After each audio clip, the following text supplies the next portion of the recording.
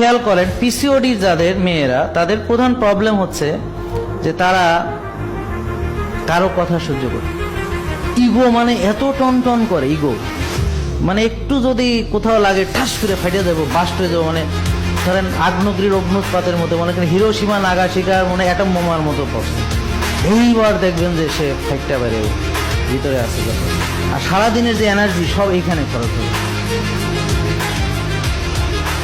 নাকি খেয়াল করে দেখেন তো পিসিওডির এদের কিন্তু সাংঘাতিক ইগো থাকে, খুব ইগো থাকে এদের, মারাত্মক। এবং কে কি বললো, ধরেন একটা কথা কেউ বলছে, অন্তত এক সপ্তাহ নাইলে 15 দিন এই কথার মাথায় খালি এরকম ঘুরবে, ওইটা আর বেরোবে না। মানে মনে হচ্ছে মাথার মধ্যে কেউ জাবর কাটতেছে, মানে কেউ এসে ওটার ভিতরে এসে এরকম, বুঝতে পারছেন?